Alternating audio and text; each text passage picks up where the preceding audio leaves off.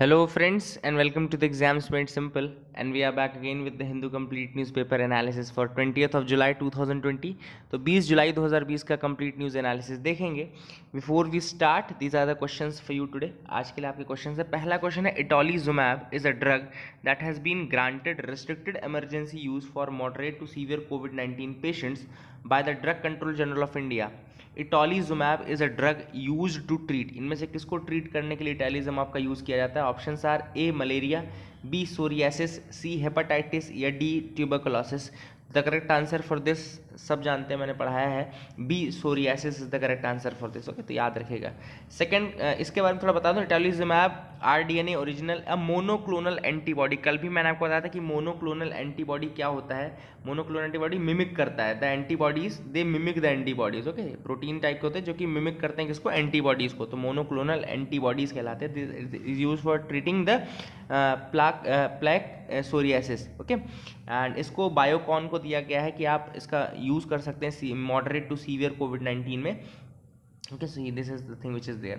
With respect to tiger estimation in India, consider the following statement. Now, this is a very important question. इसमें काफ़ी कुछ सीखने को आपको मिलेगा.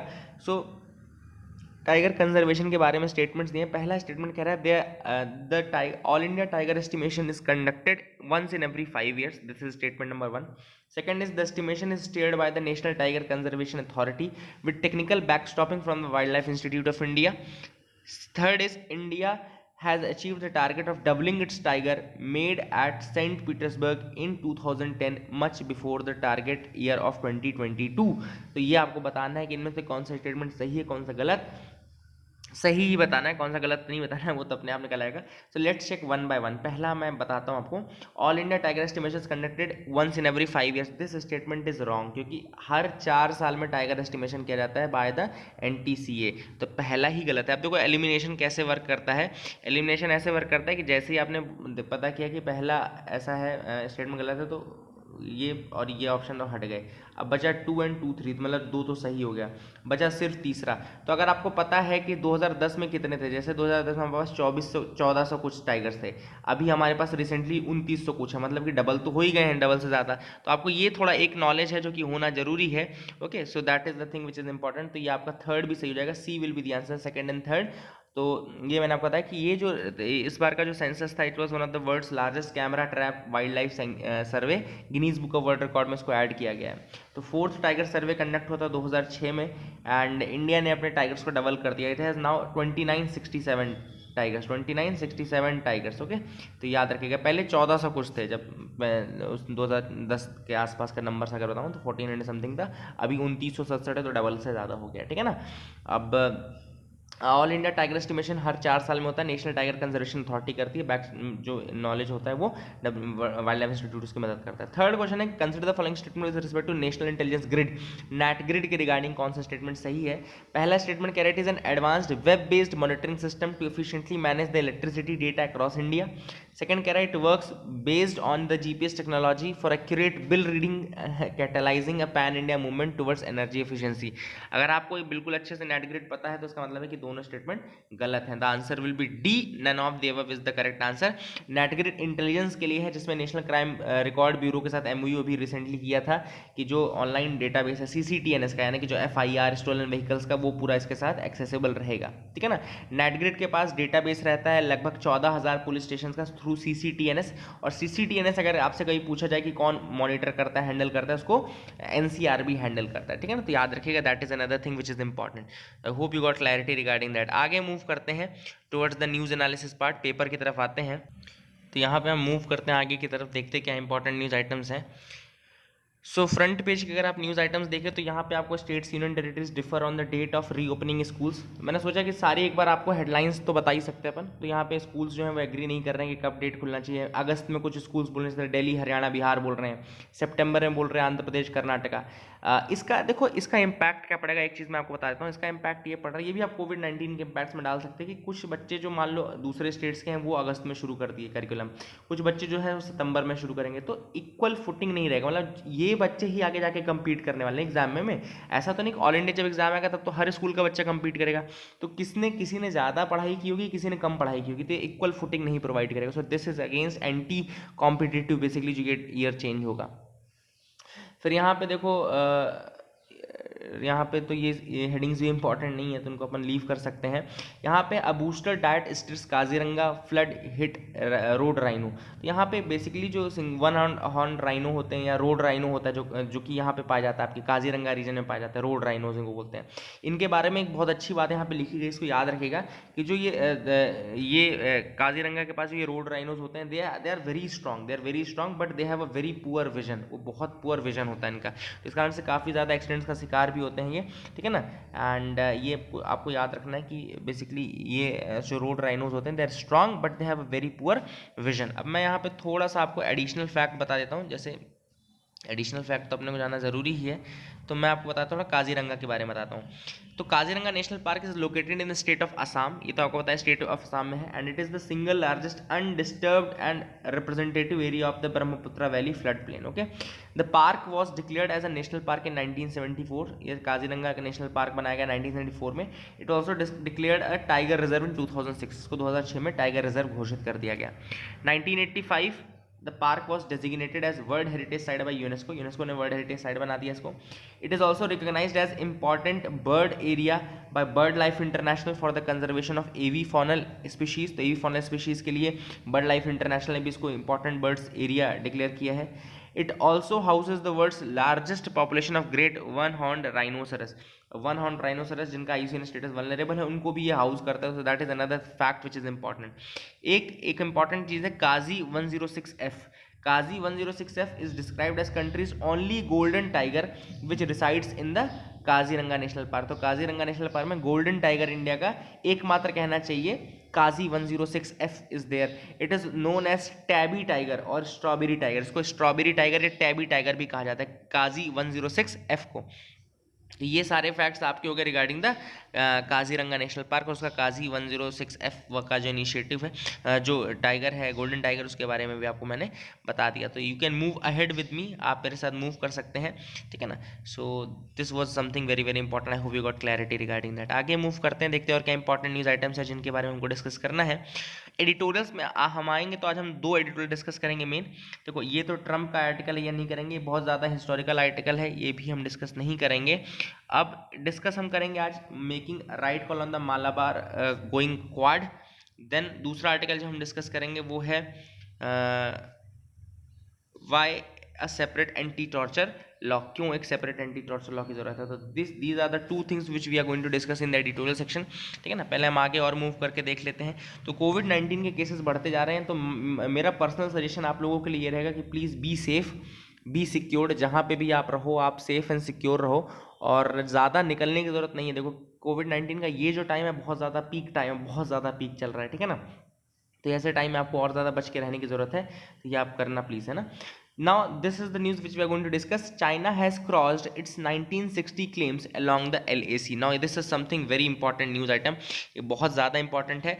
चाइना ट्रूप्स जो हैं प्रेजेंटली अगर देखो तो north bank of Pangong lake जो लद्दाख में है वहाँ तक आ गए हैं, है ना। एंड जिस एरिया में वो भी है that is even beyond the area which China described as their official boundary in 1960। तो चाइना में जिस एरिया को अपनी 1960 में ऑफिशियल बाउंड्री बोला था उसको भी उन्होंने एक्सटेंड कर दिया, उस एरिया को भी उन्होंने एक्सटेंड कर दिया। तो let me show you through the diagram क्या ऐसा हुआ है। तो आपको ये डायग्राम दिख रहा होगा, देखो 1960 में जो साइट थी उनकी, जो 1960 का बॉर्डर था, देखो कुछ यहाँ पे दिख रहा होगा, ये आपको 1960 वाला बॉर्डर दिख रहा है। This is the 1960s claim of China. और अब ये था फिंगर 8 के आसपास, 7 और 8 के बीच से देखो गुजर रहा है। फिंगर 7 थी, फिंगर 8 थी। फिंगर्स क्या होती है, मैंने आपको पहले बताया कि पेंगोंग रीजन का जो नदर्न साइड है वहाँ पे इस तरीके से माउंटेन रिजेस है जिनको फिंगर्स इन द माउंटेन्स बोलते हैं। यहाँ फिंगर 1 to लेके फिंगर 8 तक अलग अलग फिंगर्स के रूप में ही रहते हैं। अब देखो हो क्या रहा है, इंडिया जो चाइना करंट क्लेम कर रहा है वो फिंगर 4 पे क्लेम कर रहा है। This you can see it here. पहले 7 और 8 के बीच से इस तरीके से गुजरता था 19, और इस जो करंट क्लेम है वो फिंगर 4 तक आ गया है। So this is the move which Chinese are doing, जो चाइनीज मूव कर रहे हैं। और ये अगर आप यहाँ गलवन एरिया से देखें तो गलवन वैली का जो एरिया डिस्प्यूटेड था वो ये था, और करंट क्लेम में देखो तो पूरी की पूरी वैली ही वो क्लेम कर रहे हैं कि ये पूरी की पूरी गलवन वैली ही उनकी उसके अंदर आती है, ठीक है ना। तो ये दो एरियाज़ हैं जो कि LAC के वहाँ पे उन्होंने पहले क्लेम किए थे और अभी जो क्लेम कर रहे हैं। तो अभी जो प्रेजेंटली हैं वो तो बहुत ज़्यादा आगे भी आ गए हैं। फॉर एग्जाम्पल इस बार के अगर जो हम स्कर्मिशेस हुए हैं इंडिया और चाइना के बीच में, अगर उसमें हम देखें तो इंडिया ने हमेशा ये बोला है कि एलएसी जो है वो फिंगर 8 में है, जो 1960 के टाइम में भी थी, देखो LAC. But China now claims up two finger 4, China claim करता है फिंगर 4 तक, ठीक है ना। और उन्होंने इंडिया को लगभग कट ऑफ भी कर दिया है। तो अब होता क्या था, देखो कि अभी जो कॉप्स कमांडर लेवल की टॉक्स हुई है, तो फिंगर 4 से फिंगर 5 पे मूव कर गए हैं चाइनीज। तो यहाँ पे आपको डायग्राम में अगर मैं दिखाऊं तो ये फिंगर 4 से फिंगर 5 पे मूव कर गए हैं ये। और इंडिया फिंगर 4 से और पीछे जाके फिंगर 2 तक चला गया है, फिंगर 2 के आसपास भी चला गया है, और उसके पीछे ही चला गया है बल्कि, है ना। तो इंडिया ज़्यादा पीछे चला गया है ये बजाय चाइनीज़ के। तो ये चीज़ अभी हुई है कि चाइना जो है वो इतना ज़्यादा पीछे नहीं गया जितना इंडिया पीछे गया है। So that should not have happened, है ना। और हम फिंगर 2 तक चले गए हैं, फिंगर 4 तक एटलीस्ट रहते तो हम फिंगर 2 पे आ गए हैं। वो फिंगर 8 पे रहने चाहिए तो वो फिंगर 5 पर आ गए हैं। तो एडवांटेज में एक्चुअली इस समय चाइनीज़ ही चल रहे हैं, अगर आप देखोगे, ठीक है ना। अगली जो न्यूज़ है वो है ब्राज़ील्स इंडिजिनस लीडर हॉस्पिटलाइज। तो ये न्यूज़ हमने जो ली है वो भी आपके द हिंदू न्यूज़पेपर की ही न्यूज़ आइटम है। ओके, सो आगे मूव करेंगे। यहाँ पे हेडलाइंस देख लेते हैं। देखो हेडलाइंस से ही इंपॉर्टेंट, देखो इंपॉर्टेंट नहीं है, कांग्रेस डिमांड, रिबल एंट्री, ये सारी चीज़ें हमने देखा होगा। ओके, एक न्यूज़ यहाँ पे हम देख लेते हैं, इंपॉर्टेंट है। Domestic firms worried over small arms import. हो क्या रहा था अभी रिसेंटली, इंडिया ने डिसीजन लिया, डिफेंस मिनिस्ट्री ने, कि 72,400 असॉल्ट राइफल 6 सौर जो यूएसए की हैं, 6 सौर। ओके, तो 6 और यूएसए से हम 72,400 असॉल्ट राइफल्स लेने वाले हैं, and through the fast track procurement.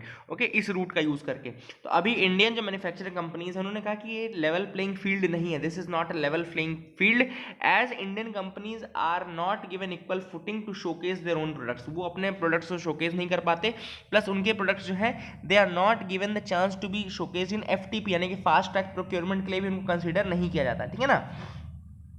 Now there are many Indian companies which make small arms with over 50% indigenous content. बहुत सारी ऐसी कंपनीज हैं जो कि अब स्मॉल आर्म्स बनाते हैं जिसमें 50% से ज़्यादा इंडिजिनस कंटेंट रहता है, ठीक है ना। एंड बट ये सब मेक इन इंडिया को सपोर्ट करने के लिए, बट इस तरह की डील जो फास्ट ट्रैक प्रोक्योरमेंट होता है वो फॉरेन कंपनीज को ही लिया जाता है। तो यहाँ पे देखो लिखा गया है, Indian companies are not considered for deals through fast track procurement, और ये लिमिटेड है only to the foreign vendors. तो this is one of the most important issues which is there, and ये काफ़ी ज़्यादा प्लेग करके रखा हुआ है इसने डिफेंस मिनिस्ट्री को, जिस कारण से कि आपका जो make in India initiative defence के फील्ड में वो काफ़ी ज़्यादा आगे नहीं बन पाता, ठीक है ना। अब यहाँ पे एक और चीज़ बहुत अच्छी लिखी गई, देखो कि इंडियन जो फर्म्स है उन्होंने भी इन्वेस्ट किया काफ़ी ज़्यादा। फॉर एग्जांपल पुंज लॉयड जो है, पुंज लॉयड ने 2017 में इजरायली वेपन इंडस्ट्रीज़ के साथ इंडिया में पहला private sector small arms manufacturing plant Malanpur Madhya Pradesh में सेटअप किया था। तो ये भी आप याद रखिएगा कि पुंज लॉयड ने along with Israeli weapon industries in 2017 set up India's first private sector small arms manufacturing plant at Malanpur Madhya Pradesh. तो 2017 में उन्होंने सेटअप किया था इजरायली वेपन इंडस्ट्रीज इन 2017, उसके साथ मिलकर के पुंज लॉयड ने स्मॉल आर्म्स प्लांट पहला प्राइवेट सेटअप किया था in the Malanpur region of Madhya Pradesh. तो इनको भी इक्वल फुटिंग मिलनी चाहिए, इनको इक्वल वो मिलना चाहिए। DCGI notice to Glenmark over the claim on drug. तो ग्लेनमार्क याद रखना एक फार्मास्यूटिकल कंपनी है। मेरे को ऐसा लग रहा था कि ऐसा यूपीएससी क्वेश्चन पूछ सकता है ग्लेनमार्क क्या है, ऐसा दे देंगे कि ये ट्रेड मार्क है जो कि कोविड-19 के लिए है, ये एक ऐसा स्टैंडर्ड मार्क है, इस तरह से चीज़ें भी वो कंफ्यूज करते थे। ग्लेनमार्क कोई मार्क नहीं है, Glenmark is a company basically जो कि फार्मास्यूटिकल में इन्वॉल्व रहती है। Glenmark is a pharmaceutical, Glenmark pharmaceuticals बोलते हैं, ठीक है ना। So they have given notice to Glenmark Pharmaceuticals asking it to respond to allegations of overpricing and claims that its antiviral drug Feviflu was effective in COVID-19। तो उन्होंने बोला कि जो Feviflu दवाई है वो ग्लेनमार्क की दवाई है। तो ग्लेनमार्क की दवाई कोविड-19 में कहाँ यूजफुल है, और उसका जो ओवर प्राइसिंग है इसके ऊपर उन्होंने उसको नोटिस दिया है। So this was the news which was there. I hope you got clarity regarding that as well. आगे मूव करते हैं, देखते हैं क्या इंपॉर्टेंट न्यूज़ आइटम्स हैं। तो यहाँ पे एक न्यूज़ है, ब्राज़ील्स इंडिजिनस लीडर हॉस्पिटलाइज। तो ब्राज़ील का इंडिजिनस लीडर है जो कि हॉस्पिटलाइज हो गए हैं, तो इनके बारे में बता दूंगा। तो इंडिजिनस लीडर राउनी मेतुकतीरे, ओके, नाम है राउनी मेतुकतीरे, अमेजन रेन फॉरेस्ट के ये डिफेंडर्स हैं, अमेजन के डिफेंडर्स हैं कहना चाहिए, अमेजन रेन फॉरेस्ट के डिफेंडर्स हैं। क्योंकि लंग्स ऑफ द वर्ल्ड कहलाते हैं, अमेजन के जो फॉरेस्ट होते हैं लंग्स ऑफ द वर्ल्ड बोलते हैं उनको। तो उनके ये डिफेंडर्स हैं and he is the chief of Kayapo people. Kayapo people के, कायापो वहाँ की ट्राइब है बेसिकली, उसके चीफ है। He is a member of French NGO planet Amazon. तो प्लैनेट अमेजॉन जो है अमेजन के लिए काम करती है, तो प्लैनेट अमेजॉन के मेंबर भी हैं। तो who are the Kayapo people? Kayapo people कौन होते हैं? The Kayapo people are indigenous people in Brazil who inhabit in vast area spreading across the state of Para and Mato Grosso। तो माटो Grasso का area वो expand करता है Amazon river के साउथ में। Also the Xingu river, Xingu river भी वहीं से फ्लो करती है। इसी कारण से इस ट्राइब का जो निकनेम है वो जिंगू ट्राइब भी है। The name of this tribes is Jingu tribe also. तो ये आपको याद रखना। These are the things from the news analysis part, है ना। 15-16 मिनट्स में हमने 16 मिनट में लगभग हमने अच्छे खासे न्यूज़ आइटम्स देख लिए। आई होप आपको कुछ सीखने को मिला होगा, ठीक है। तो अब हम आते हैं एडिटोरियल सेगमेंट में, जो हम एडिटोरियल है making the right call on the Malabar quad group, Malabar going quad. तो सबसे पहले आपको तो क्वाड ग्रुपिंग के बारे में पता होना चाहिए। क्वाड ग्रुपिंग में कौन सी 4 कंट्रीज हैं, ये भी यूपीएससी क्वेश्चन पूछ सकता है। तो जापान है, ऑस्ट्रेलिया है, यूएसए है, इंडिया है। These are the Quad group countries. Okay, तो 4 क्वाड ग्रुप कंट्रीज हैं। मालाबार एक्सरसाइज में प्रेजेंटली कौन कौन सी है? मालाबार एक्सरसाइज में प्रेजेंटली है जापान है, यूएसए है, इंडिया है, ठीक है ना। तो ये 3 कंट्रीज हैं। अब अभी रिसेंटली ऑस्ट्रेलिया ने ये बोला कि उनको मालाबार में इंक्लूड करो, और डिसीजन जो है लगभग इंडिया के ऊपर पेंडिंग है, क्योंकि ऑस्ट्रेलिया और अमेरिका और यूएसए बिल्कुल चाहते हैं, अमेरिका और जापान चाहते हैं कि ऑस्ट्रेलिया को इंक्लूड कर लिया जाए, ठीक है ना। तो अब देखना है कि क्या इस साल जो डिफेंस एक्सरसाइज होने वाली है मालाबार, जो कि बे ऑफ बंगाल रीजन में होती है, तो वहाँ पे क्या ऑस्ट्रेलिया को इंक्लूड किया जाता है कि नहीं किया जाता। It appears that Australia could soon be added, making it first time since 2007 that all the members of Quad will participate in a joint military drill aimed ostensibly at China। तो basically 2007 के बाद पहली बार ऐसा होगा कि इस तरीके से क्वाड ग्रुप, पूरा का पूरा क्वाड ग्रुप एक जॉइंट मिलिट्री ड्रिल करेगा, ठीक है ना। और एक और इंपॉर्टेंट चीज़ याद रखना कि इंडिया और ऑस्ट्रेलिया अभी भी एक एक्सरसाइज करते हैं, इसको ऑसिंडेक्स बोलते हैं। ऑसिंडेक्स, अगर आपसे कोई पूछे ऑसिंडेक्स किसके बीच में है, तो ऑस्ट्रेलिया और इंडिया के बीच की वो एक्सरसाइज है, जॉइंट एक्सरसाइज। अब चाइना का व्यू क्या है? तो चाइना ने हमेशा से इस कोलिएशन को अपोज किया है। चाइना हमेशा से ऐसे कोलिएशंस को अपोज करता है। क्यों? क्योंकि वो बोलता है कि ये एंटी चाइना कोलिएशंस हैं जो कि बनाए जाते हैं in this region, anti China coalitions हैं। लेकिन जो रियलिस्ट हैं, they advocate this alliance to go on US, Japan and Australia to counter the Chinese moves in the Indian Ocean. वो कहते हैं कि इंडियन ओशन रीजन में अगर चाइनीज मूव को रोकना है तो ये बिल्कुल ज़रूरी कोलिएशन है। इंपॉर्टेंट चीज़ ये भी है कि चाइना का जो पोस्ट कोविड एटीट्यूड है वो काफ़ी ज़्यादा एग्रेसिव है, और उन्होंने काफ़ी एग्रेसिवली डील किया, इस रीजन में भी काफ़ी ज़्यादा उन्होंने डील किया है। But we need to understand that it can open up a new conflict point also. हमको लेकिन एक चीज़ और समझनी चाहिए कि this can open up a new conflict point with China, जहां ऑलरेडी हम लद्दाख वाले रीजन में, लद्दाख का जो बॉर्डर रीजन है वहां पे ऑलरेडी डील कर रहे हैं उनके साथ, अभी भी पूरी तरीके से वो पीछे नहीं गए हैं। ऐसे में हम एक नया कॉन्फ्लिक्ट पॉइंट ओपन कर सकते हैं। अब यहाँ पे इंपॉर्टेंट ऑथर ने लिखा है चाइनीज इंक्रीजिंग इन्फ्लुएंस। चाइना का जो इन्फ्लुएंस है, नेवल प्रेजेंस है कहना चाहिए, साउथ चाइना सी में काफ़ी ज़्यादा बढ़ती जा रही है। इवन आफ्टर यूएसए, जो कि वॉशिंगटन ने अपने 3 aircraft carrier groups, USS Theodore Roosevelt, USS Nimitz और यूएसएस रोनाल्ड रीगन, इन तीनों को वहां भेजा, रीजन में भेजा। फिर पीपल्स लिबरेशन आर्मी को काउंटर करने के लिए, पीपल्स लिबरेशन आर्मी नेवी बोलते हैं उसको, ओके, PLAN यानी कि प्लान इसको बोलते हैं। अगर आपसे कोई पूछे तो ये भी याद रखिएगा, peoples liberation army navy.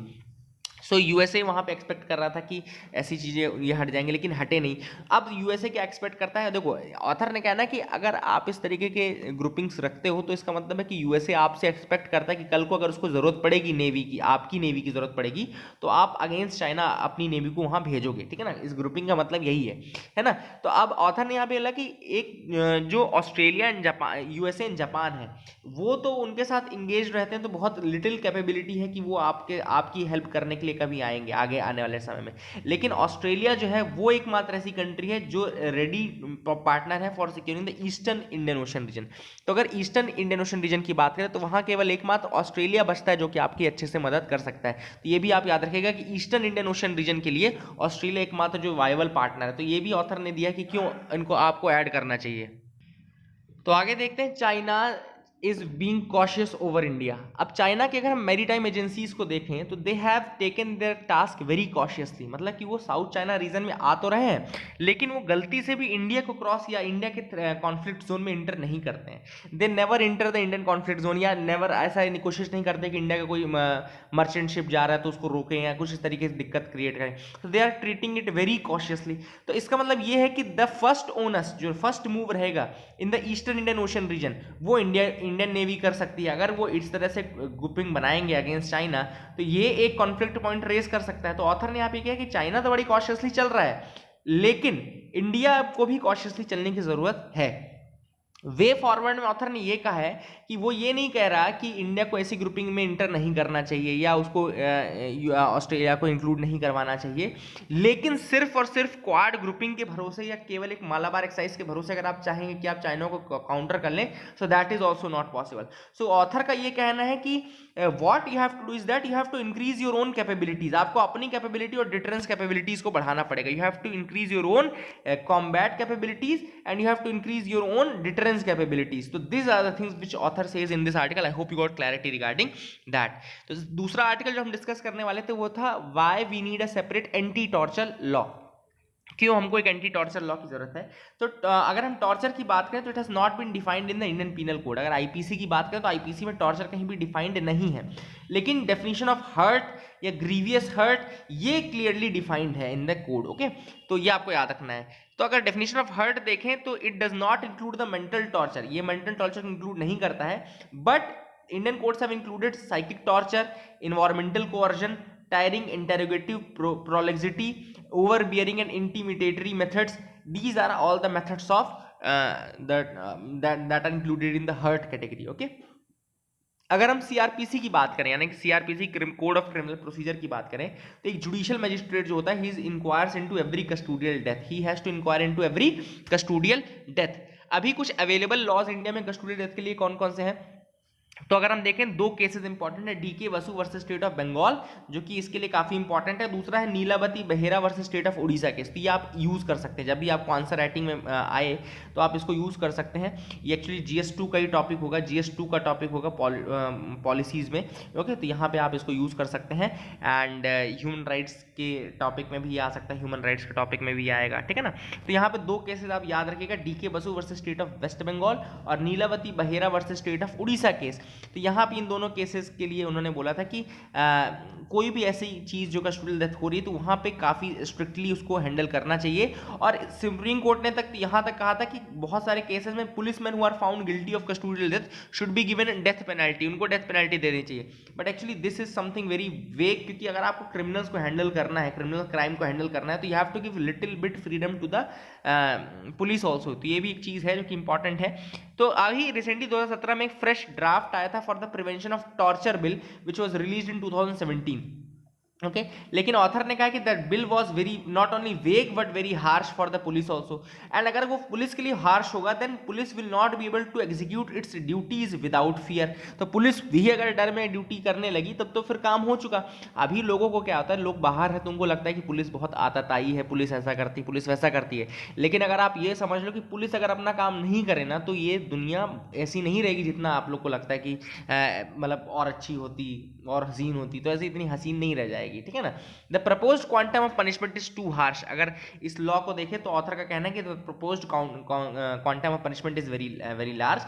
262nd report अगर लॉ कमीशन की देखें तो उन्होंने ये रिकमेंड दिया है कि ये डेथ पेनल्टी को हटा देना चाहिए, केवल टेररिज्म रिलेटेड ऑफेंसेस में ही रखना चाहिए। लेकिन अगर हम ये 2017 का लॉ देखें एंटी टॉर्चर वाला तो इसमें भी डेथ पेनल्टी पुलिसमैन के लिए रखना ये थोड़ा गलत हो जाता है।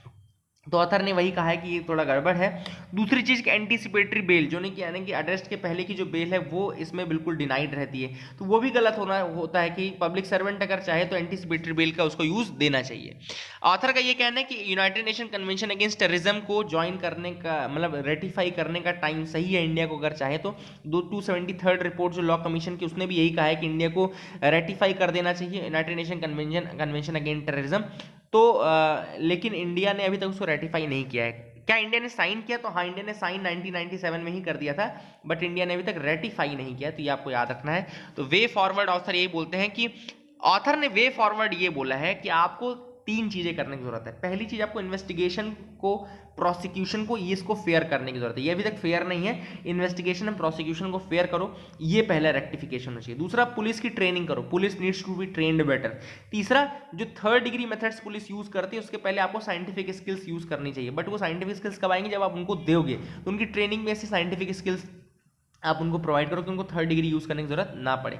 सो the need of the hour is to see the basic foundational errors, जो फाउंडेशनल एरर्स है उनको देखने की जरूरत है और उनको ठीक करने की जरूरत है, ठीक है ना। तो ये ऑथर ने कहा है। So that was it for the day friends. देख लेते एक बार क्या क्या न्यूज आइटम्स हमने देखा। तो पहले हमने क्वेश्चंस के फॉर्म में इटोलिजुमाब का देखा, सोरियासिस का, ऑल इंडिया टाइगर एस्टिमेशन के बारे में जाना, फिर हमने नेट ग्रिड के बारे में जाना। तो ये तीन चीजें पहले हमने पढ़ी।